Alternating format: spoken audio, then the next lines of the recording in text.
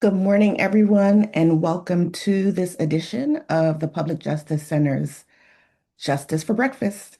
Today, you're going to be joined by our Workplace Justice Project team. I want to give you a little background on the Justice Center. We've been in existence for 40 years, and I'm Dr. Kalila Harris, the newest executive director on the team. The Public Justice Center is a nonprofit civil rights law firm that uses legal services to build a just society. We work towards anti-racism, and especially and particularly towards disrupting anti-Blackness. We also have an impetus around anti-poverty work that allows us to select cases that will disrupt the circumstances that cause our neighbors to be in conditions that don't allow them to practice self-determination. I'd like to also give a land acknowledgement for the Lenape and Susquehannock tribes that I sit on here in Baltimore, Maryland. With that said, I want to turn this over to our team lead for our Workplace Justice Project, Nicole Tortorello. Nicole. Thanks so much, Dr. Harris. I'm Nicole Tortorello. I'm the lead attorney for the Workplace Justice Project here at the Public Justice Center. And our team furthers that mission by going after bad employers who are not paying their employees what they should be or treating their employers as they should be. And so what we're going to talk about today is one of the most common ways we see bad employers stealing wages from their workers and not treating them as they should be and giving them all the legal protections we should. Um, so let me. So, how employers steal workers' pay and what to do about it. Today, we're going to talk about litigation and legislative strategies to combat misclassification. A quick overview of where we're headed today. First, we'll explain what is misclassification. It's probably something that you are like vaguely familiar with, even if you've never heard the term before, but we're going to get into all the details about what it is. We're going to cover the laws that address misclassification. I'm going to go over two case studies of different cases we currently have that we're currently actively litigating at the PJC to combat misclassification. And then we're going to talk about some legislative strategies that can address some of the shortfalls in misclassification prevention law here in Maryland and nationwide. With that, I'm going to turn it over to my colleague, Ijaz Baluch Jr. to explain what misclassification is. All right, thank you, Nicole, and good morning, everyone. My name is Ijaz Baluch, and I'm an attorney in our Workplace Justice Project. So first things first, what is misclassification? So misclassification refers to two different categories of workers. Generally, there are employees, which we're all familiar with, and then there are independent contractors.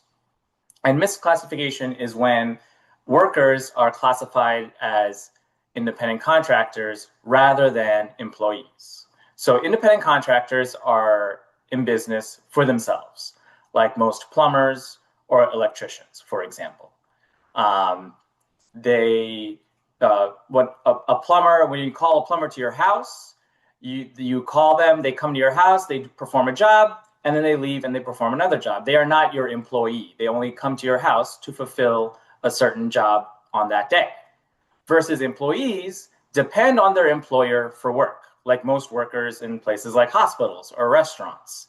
An employee in a restaurant goes to that same restaurant for every shift. They are helping their employer make money versus someone like a plumber or an electrician who's only performing a discrete task on a discrete day and then moves on to another task for a different person. So in a nutshell, those are the definitions of employees versus independent contractors. Now, like I said, when you are really an employee, but you're being told and you're being paid as if you're an independent contractor, that's when you've been what's called misclassified. I also have just realized, I apologize, Ijaz. I want to introduce Sam Williamson, another attorney with our project, who is going to be monitoring the chat. If anyone has any questions, throw them in the chat. Sam will alert us to them at an appropriate time, either during the presentation or at the end. So I apologize, Sam, for not introducing you at the top. And Ijaz, I am sorry for interrupting you, and I'm handing it back over to you. Sounds good.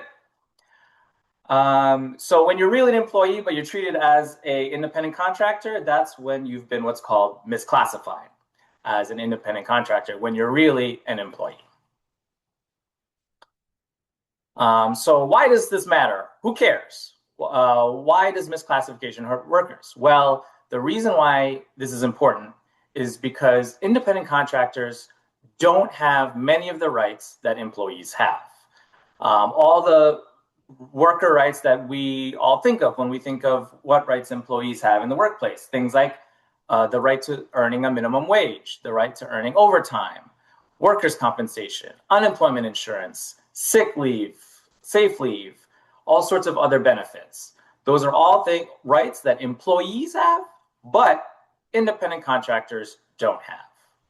And so as a result, bad employers who are trying to exploit their workers have the incentive to treat their workers as independent contractors and not give them the rights that they are entitled to, even though they are really employees. Another key right that independent contractors don't have that employees often have, or not a right, but independent contractors often have to pay a higher self-employment tax at the end of the year because they're in business for themselves.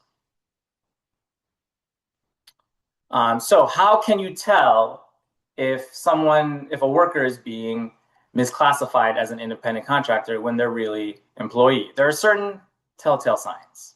So one example is when your employer sets your pay rate and schedule and tells you how to work. Chances are you're an employee, not an independent contractor, because an independent contractor is usually doing those things for themselves. They're setting their own pay, they're setting their own schedule, and they determine how they work. Another sign is when your pay depends on how much you work rather than your skill as an entrepreneur or manager. For example, if you're a server in a restaurant, if you're picking up more shifts, you're getting paid more, that means you're an employee. Another sign is if your work requires tools or equipment and the employer is supplying you those tools. Chances are you're an employee, because with independent contractors, they're getting their own tools and equipment. Like a plumber, for example, is getting their own equipment to perform their work, versus someone at a hospital, they're getting all their tools and equipment from the hospital themselves, or a construction company is giving the construction worker the tools needed to perform the job. Another sign is if the work doesn't require specialized skills, like a profession such as being a doctor or a lawyer, etc., requires specialized skills and training. And another sign is that you're a long-term worker, not just doing a job for a few hours or a few days. That's a sign. That's another sign that you're an employee rather than an independent contractor. And I believe this is the last one. The work you do is a key part of the employer's business. So for example, back to the restaurant example, the servers are a key part of the restaurant. You can't have a restaurant without servers. So they are employees. They're not independent contractors. So if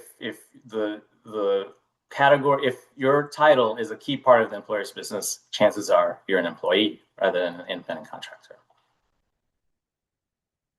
So do any laws address this problem of misclassification? And it may surprise you to learn, not really. So under federal law, we have the FLSA, the Federal Labor Standards Act, and that does not explicitly address misclassification. All misclassification does is give employers a way to get around a lot of the responsibilities they would ordinarily have under the FLSA. Now, switching to state law and Maryland law, there is a little bit of protection, a little bit of the law addresses misclassification a little bit, but not really.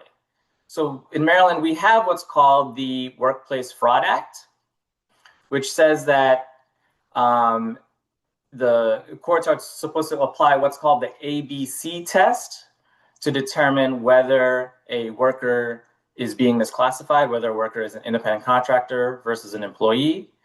But that test is only required for specific industries, construction and landscaping industries. And if you're wondering what the ABC test is, the ABC test has three parts, A, B, and C, which is why it's called the ABC test. And the three parts, to summarize, are that A, the worker is free from the employer's control. B, the work is performed outside the usual course of the employer's business. And C, the worker is customarily engaged in an independent business of the same nature. So this is a test that's more favorable generally to workers rather than employers.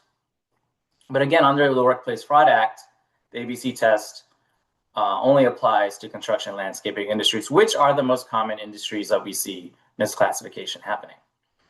And so otherwise, workers in these industries are presumed to be employees unless the employer can prove otherwise. And so the burden of proof is on the employer to show they're independent contractors. Otherwise, the workers are presumed to be employees. All right, thanks, Ijaz, for that overview. If folks have any questions about any of those basic concepts, please feel free to drop them in the chat. Sam will flag them for us because we don't want y'all to be lost on this. So given what Ijaz said about there aren't really a ton of laws that directly address misclassification, how do you litigate it? How do you try to solve this problem for workers who are misclassified? So there's a couple ways you can do that. Like Ijaz said, the Maryland Workplace Fraud Act, you can bring a claim if you are in construction and landscaping industries. The penalties under that law are pretty high. You can get up to quadruple your wages under the statutory language. We haven't yet seen a court apply that, but we would love to bring a case and test it out. So contact us if you are in these industries and are being misclassified. Plus, you can get attorney's fees. So that's yet another deterrent for employers in these industries, because not only will they have to pay up to 4 times the wages they should have been paying the worker in the first place, they may also have to pay the employee's attorney's fees, which can get quite high, particularly if the employer's records aren't great. But there are also other creative ways that you can get to addressing the wrongs of misclassification, even if it's not, you can't bring a claim directly for being misclassified. Under the Fair Labor Standards Act, and in Maryland, the Maryland Wage and Hour Law and the Maryland Wage Payment and Collection Law, which we have the acronyms there, they're all long, no matter which way you say it. Under the Fair Labor Standards Act federally, you can bring a claim for any unpaid overtime wages or any unpaid if your wages are falling below minimum wage. Under the Fair Labor Standards Act, you can get up to twice the damages that you are owed, the unpaid wages that you're owed, plus your attorney's fees. And under Maryland law, you can actually get up to triple your damages, plus your attorney's fees. And so what we see happening a lot for workers, the misclassification itself is not like the direct harm that the law recognizes, but often the reason that employers are misclassifying their workers is so that they can pay them less. Independent contractors don't get overtime wages. So we see this a lot in the construction industry, where we have employers who are having their workers work really long hours, not paying them overtime. And sometimes, depending on how their pay is structured, if they're just getting paid a single job rate and they're working, a ton of hours a day, that's actually going to fall below the minimum wage. And so those are cases where we can bring a case to say, hey, you misclassified this worker and they are not getting all of the wages that the law says they're entitled to. And so we're going to bring a lawsuit to try to get those wages back for that worker. So I'm going to talk about 2 cases that we currently have running right now that are in courts where we are bringing these types of claims. So the first is Hayes v. LRW Traffic Systems. We are representing construction flaggers. Construction flaggers are the folks that when you're driving past a construction site, they are the ones that are directing traffic, telling you to stop, telling you to slow down. It's a pretty dangerous job, and it's a job that doesn't have a ton of upward mobility. It's like a long, grueling job. These are folks standing out there all day, every day, while the construction site is going. So these are workers who were working, like we see in a lot of construction cases. They were working for a subcontractor hired by the general contractor for a project. And for folks who aren't familiar with the construction industry, a lot of times whether it's the city or the state or the federal government or a private company that's trying to get some construction project done, they'll typically hire one general contractor, and then it's that general contractor's job to hire all of the little specialists further down in the construction project to actually get the project done. This is why the construction industry is so rife with misclassification, because you have folks like Ijaz mentioned, like plumbers and electricians who are legitimate independent contractors. They come in to do this one very specific part of the job. They tell the general contractor, this is my rate. This is what I'm going to charge for just this project. I know what it's going to take. I'm going to bring in all of my electrician tools and get, the project electricity up and running. But then you also have folks who are known as labor brokers, who they're just providing the raw manpower, who can come in and do whatever the heavy lifting or the drywalling or the digging, deconstruction, demolition work, whatever is sort of required. These are just laborers to do that work. And I say just laborers, meaning not they're the most flexible of the workers, but they don't have that specialized skill and training like a plumber or an electrician. They're more jack of all trades. And often these are the folks who should be classified as employees rightfully under these systems, but you have these subcontractors who just have a bunch of guys, a bunch of workers who they can call, bring to a project, and they'll classify them as independent contractors, even though they really shouldn't be. So this is what was happening, we allege, in Hayes, that you had these construction flaggers who were brought in by a subcontractor. The general contractor hired the subcontractor, and these flaggers were not getting paid for travel time between jobs. That's one of the rights of an employee. When you go to work, your commute to and from your office or your job site typically isn't paid by your employer. But once you start working, say I have to go to a conference somewhere and it's down the street, my job doesn't stop paying me for the time that I walk down the street to get to that other office building. Essentially, that's what was happening to the construction flaggers. They'd work the morning on one site, and then they'd have to travel somewhere else. And the company was only paying them for the time that they were on the site and not paying them for the time in between their travel time, which should have been paid. The workers were also having break time deducted from their paychecks. This is allowed when workers can actually take those breaks. But what we are seeing is that these workers weren't actually able to take their breaks. And regardless of whether they took the breaks, the workers told us that they still had the money taken out of their paychecks, even when they couldn't take the breaks. And finally, the companies required that the workers all met up at a central location in the morning before heading out to the work sites. But they didn't pay them until they actually got to the work sites. And sometimes these flaggers would be waiting at that location to find out if they were going to go to a job site. And that was all unpaid time, even though they were required to be there. So those were the claims we allege. This is what the flaggers told us, and that's what we brought in the lawsuit. We said this was all time that they weren't getting paid for, that they should have been paid. And that violates the Fair Labor Standard Act, the Maryland Wage Payment and Collection Law, and the Maryland Wage and Hour Law. So we brought claims for unpaid wages. A lot of this, adding this extra time, pushed these workers into working overtime. And so we brought claims for unpaid overtime wages. There's also something when you're working on a government contract called the prevailing wage. And briefly, that means that the government for certain types of work sets a minimum wage that is higher than the federal minimum wage that it has to be paid for work done under these government contracts. And these workers were not getting paid that prevailing wage. So we also brought those claims. And some of the workers, when they spoke up, they faced retaliation. Some of them were fired for speaking up to their employers. And retaliation for speaking up is also not legal. And so we brought claims for retaliation as well.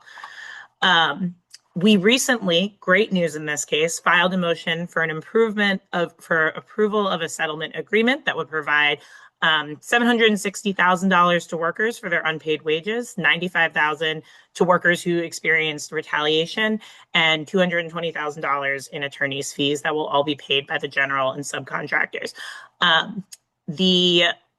We negotiated the settlement through mediation under the Fair Labor Standards Act. The court has to approve a settlement agreement before it can go into effect.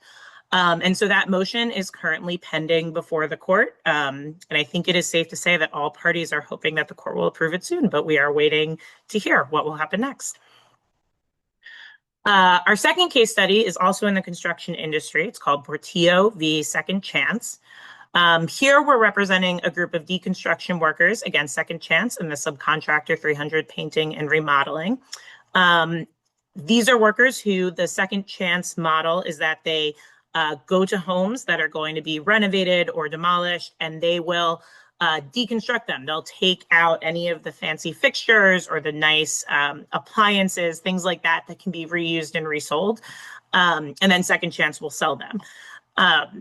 So we represent a group of workers who would travel sometimes out of state, sometimes locally, to these houses, and they would do the work of breaking down the house. It's not demolition work. It's a little bit more technical because they're trying to preserve as much of the fixtures that can be resold as possible. And they would pack it up so it could go back to Second Chance. These are workers who were just getting paid a flat hourly rate. Sometimes they're working 10 or 12-hour days, and they weren't getting paid overtime for those hours that they were working. When they worked locally, they also were not getting paid for their travel time to and from the sites that they had to go to, even though, like in Hayes, they would have to meet up at a central location to drive to the work site. They weren't being paid for that travel time. So again, we brought claims here for unpaid wages, overtime wages, misclassification, and retaliation. Again, we had workers who, once they spoke up about the difficulties they were facing and the fact that they weren't being paid properly, they got fired. And so we added retaliation claims. Again, this case is pending. We just had a mediation before the magistrate judge in early November. There was I think it is safe to say, a tentative agreement reached, and we will have more filings to come on that. I had hoped maybe they'd be finalized before this session, but they're not quite there yet. So all we can say is that there are more filings to come in this case, and you can keep an eye on the docket, or who knows, maybe hopefully we'll have good news to announce soon. So what are the different shortfalls of misclassification law? You may have picked up on some of this as I've been talking through this, but there are legislative fixes that we can push. So currently, the ABC test only applies to construction and landscaping industries in the state of Maryland. That means that most workers are subject to that long, many-factored test that Ijaz went over in the first section. The PJC strongly believes that the ABC test should be the default test. It's been used in the unemployment insurance context for decades, so employers are familiar with it, even though they may claim they are not. That's not true. The presumption that all workers are employees should be the default, unless they can prove that they are a legitimate independent contractor, or the employer can prove that they're an independent contractor. So the solution would be to expand the Workplace Fraud Act to all workers, give all workers a cause of action if they're misclassified, just on the basis of being misclassified, not just the workaround wage cases that we can currently do. The other big shortfall is that employers still face pretty limited penalties for misclassifying workers. They can get assessed double, triple, maybe quadruple wages under some of these fraud acts, but frankly, the chance of employers getting caught is currently too low. We're working to fix that by suing employers in industries where we see a lot of the misclassification happening, to put them on notice that they really can't be treating their workers this way, but we can have stronger legislative protections. For example, starting this January 1st, home care agencies will have to classify their workers as employees in order to remain eligible for Medicare and Medicaid funding in the state of Maryland. So this is really important because it's a new way of enforcing misclassification protections. Home care agencies receive most of their funding through Medicare and Medicaid. And so by making this a requirement to receive that funding part of their contract, it's another way. You have another agency that's going to be looking for misclassification in this area, and it opens the door for what's called a False Claims Act violation, which can be brought by either a whistleblower or a government agency that says, hey, you're receiving government funding based on a lie, based on a false claim. And that's a new avenue of misclassification enforcement. It's a type of enforcement I did in a previous job when I worked at the DC Attorney General's office. And so I'm excited to see it be brought to Maryland as a new avenue to protect workers in this industry. And creative problem solving like this is a really great way to keep addressing misclassification in these sorts of industries that have these unique hooks. Another solution would be to clarify and increase penalties for unpaid wages and sub-minimum wages. So these can be monetary penalties. Currently, the statute says up to triple damages under the Maryland Wage Payment and Collection Law. That's discretionary, though. So sometimes we see courts default to the lower double damages under the Federal Labor Standard Acts. The legislature could make it mandatory. They could say automatically it has to be a triple damages. Same thing with the Workplace Fraud Act. It says up to quadruple damages. Make that mandatory. Make sure the employers know it is cheaper and better business to pay your employees what they are owed at the time they're owed rather than getting caught later and being on the hook for triple or quadruple damages. Debarment is also a term where if you are in an industry like construction where you have a lot of federal government or state government contracts, you can debar an entire employer and just say, no, for some period of time or even permanently, we know you're not taking care of your workers, you're not following the terms of your contract, you're not allowed to get these contracts anymore. And that's a really high penalty that that employers are going to pay a lot more attention to, because when you go after the way that they're making money, it makes it a lot more costly to misclassify your workers, and it no longer makes business sense for them to do that. License suspension, really similarly, for jobs where the employer needs to maintain some sort of license, make misclassification a reason that your license can get suspended.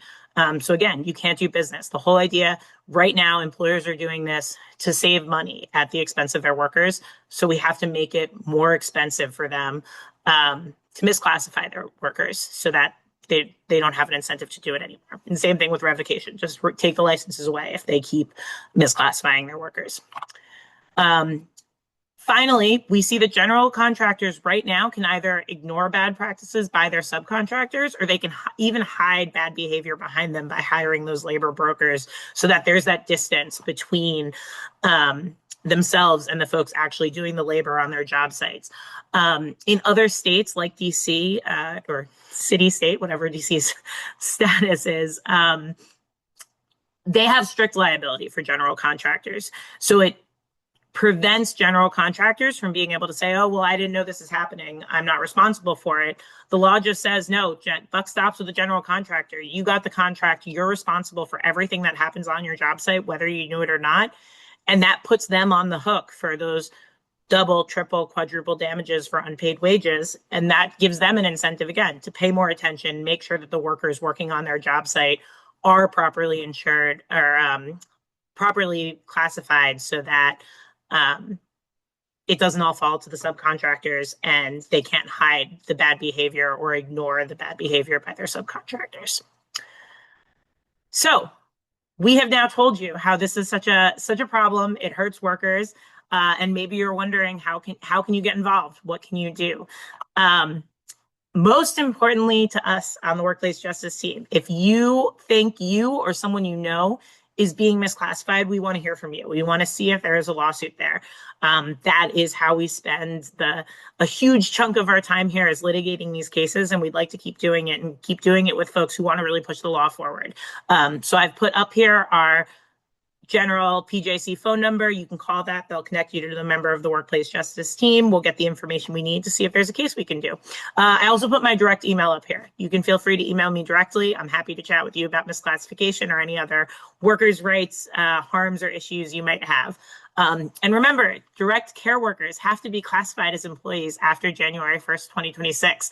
If you somehow know of a direct care worker who is being misclassified after that date, I would love to bring the first claim in the state for misclassification. Let's bring a False Claims Act. Let's test out this new Maryland law. So definitely let us know, spread the word, so that the direct care workers too know that they should be classified employees and getting all of those benefits of being full employees.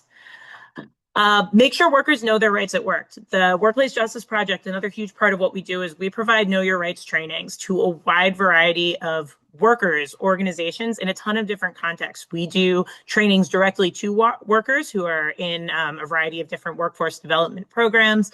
We do trainings at community centers. We also do trainings for organizations who are in contact with workers, whether that's through a worker center or just an organization that provides wraparound services or related services. We can really tailor our trainings to whatever the audience is. For example, we have a partnership with folks facing barriers to employment who are coming out of the criminal legal system. And so we really tailor that training to things like ban the box and the different types of employment issues that they might face in their particular circumstances. We're more than happy to tailor our Know Your Rights trainings. And we just want to be out in front of as many people as possible and making sure that workers know what their rights are so that they can assert them. And so if you or someone you know thinks you could use a Know Your Rights training, or you know a group of workers who could, the general WJP email address is wjp@publicjustice.org. And if you shoot us an email, we will get you on our training books, and we're happy to come out. We can do them virtually or in person. Finally, support bills to strengthen workers' rights. Legislative session is coming up in January. The PJC is a proud supporter of the Maryland Living Wage for All campaign that is working to pass a constitutional amendment in the state of Maryland that will do two really important things. It'll index our minimum wage to the actual cost of living. Right now, the legislature has to approve every increase to the minimum wage. This would make it automatic. Again, a law that's currently in place in DC and other states. It would also eliminate the tip minimum wage in Maryland, which is another way that employers get away with paying sub-minimum wage. It is unfortunately legal. Happy to get into this if there are more questions about it for folks. That stronger misclassification protections, as we talked about in the last slide. We anticipate there are going to be bills that PJC will be supporting this coming legislature to put more protections for workers against misclassification. Support those bills. And how do you know when they're coming? You can sign up for PJC action alerts ahead of the 2026 legislative session. I see that Robin helpfully dropped this link directly in the chat, so you can sign up right there. And I also see that Robin put our legal help section so you can get in touch with the Workers' Rights Project directly. So I think that, that is all I have. I'm going to leave this slide up in case folks want to take down any of this information. And I will mute myself. So if folks have any questions that they want to drop in the chat, we are here and happy to chat with you and answer whatever questions you have.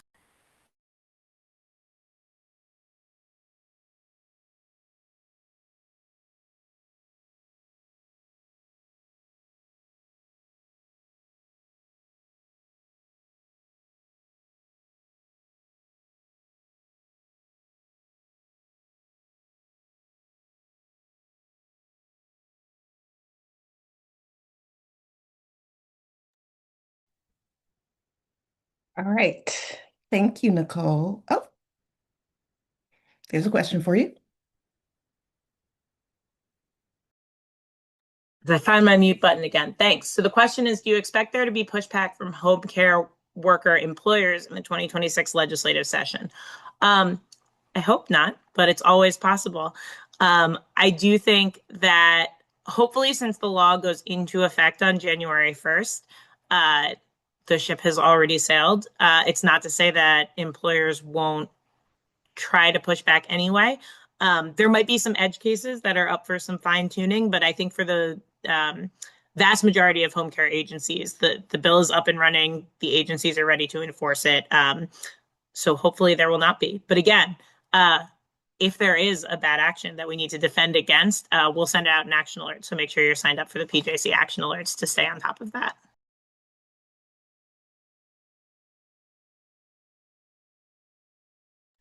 Do we have a sense for how difficult the bills you'll be advocating for in the 2026 legislation will be to pass? Yes and no. We anticipate last year we ran some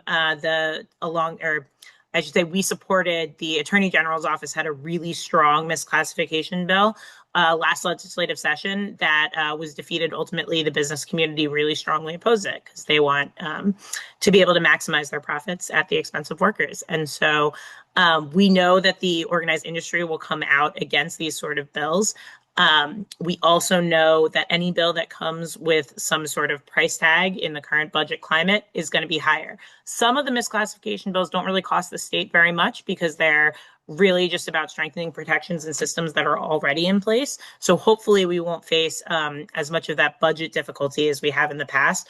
But we do know that the business community will come out against it. And so I think we really need workers who are affected by this, or folks who just care about workers who are affected by this, to come out and say, no, we do support this, and really stand up to the business community and the employer interests that are opposed to these sorts of protections in order to make sure that we can show that the workforce and employees really do support these types of protections to overcome any of that, any of those challenges we might have to expanding these protections.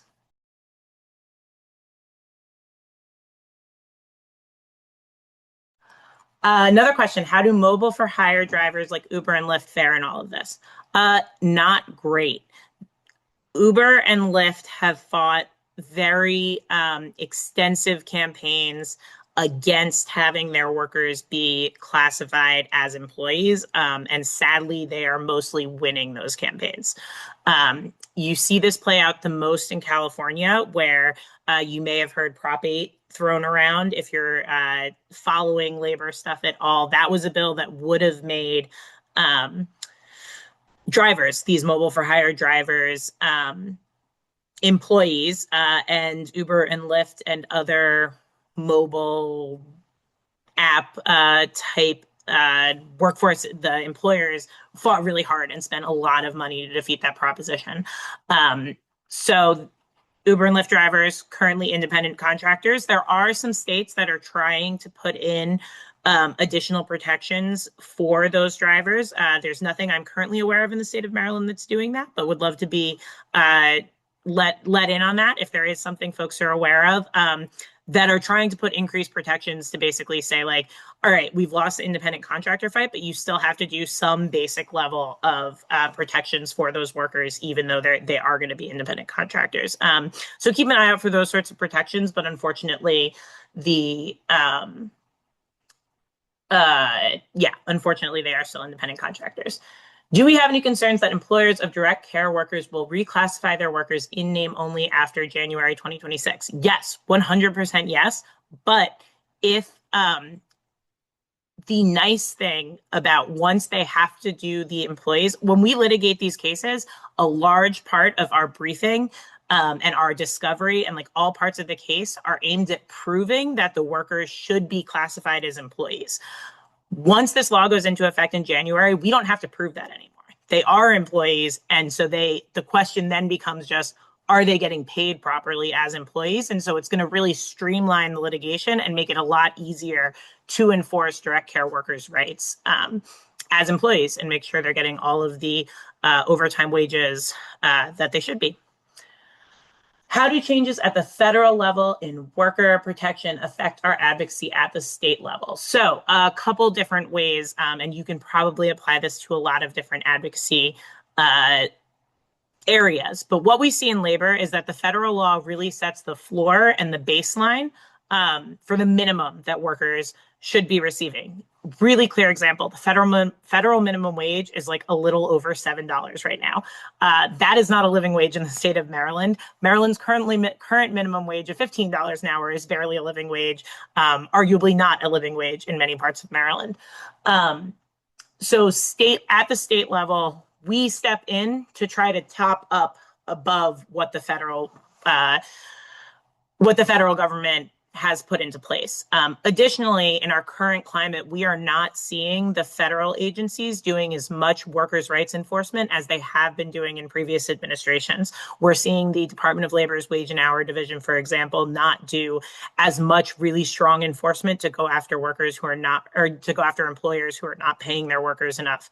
So that is where organizations like us have to step in, and we're trying to do more and make sure that we're filling in those gaps as much as we can. I mean, PJC is a small organization. We're not going to fill in for an entire federal agency, but we have to be ready to try to stand up for as many workers in Maryland as possible who maybe under a previous administration would have been able to go to the Department of Labor to enforce their rights, but that avenue just isn't likely to get them the wages that they're owed right now. Are there any industries where workers are often misclassified that you haven't had a chance to get involved with yet? Really great question. We are really looking at the construction industry, which I said the two case studies. We do some work in home care and like assisted living related industries. Those are the two that the PJC focuses on the most. We are also very interested in bringing cases around restaurant workers who are being underpaid. That might not be misclassification. That could just be improper application of the tip minimum wage standard and basically employers not doing what they're supposed to make sure that their workers actually get enough tips to get up to minimum wage or make up that difference. So restaurant industry folks in particular, let us know if you're not getting paid enough, if you're not getting your minimum wage. We want to hear from you and take those cases. I'm looking at my screen with the chat up and not seeing anything else pop up. Maybe we'll give you another minute if you're trying to find your keyboard.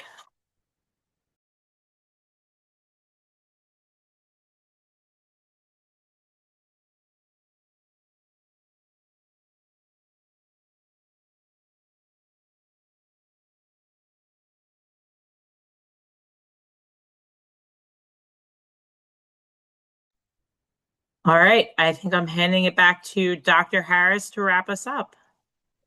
All right. Thanks again, Nicole, Ijaz, and Sam, our expert attorneys on workplace matters. We appreciate all that you do at PJC. I want to also thank our development team, Dan, Aaron, and Kathleen, and Robin, working behind the scenes to make sure this event could be produced for you. Um, PJC does all of our work, all of what you just heard on the workplace justice team at no charge to clients. Doesn't mean that there's no charge to those employers who are bad actors or doing the wrong thing, but certainly our clients are being represented pro bono. We rely on grants and donations from individuals like you to make sure we can get this work done. So would love to encourage folk to visit our website at www.publicjustice.org to look at ways you can support our efforts. Please make a donation. Consider giving to our monthly sustaining program called the PJC Catalyst Program, or make an annual end of year gift. We really appreciate all of your support in whatever form that it comes. But we want to make sure that we are able to sustain this work over time and continue to provide this high quality legal service for members of our community. We won't be having another Justice for Breakfast during the legislative session here in Maryland, happening between January and April. So please come back and join us on May 6th to get a summary of the legislative session. And we'll also be joined by team members from our National Coalition for Civil Rights to Counsel, as well as the other Public Justice Center teams, which include our Education Stability Project, our Health and Benefits team, our Human Rights to Housing Project, Prisoners' Rights Project, and Appellate Justice Project. We got a lot of work going on here. Thank you for your time this morning. There are so many things that we could be doing, but it's important for us to learn about our rights and how we can support other people. And again, being able to practice self-determination, take care of themselves and their families. So thank you and join us again. Have a great day.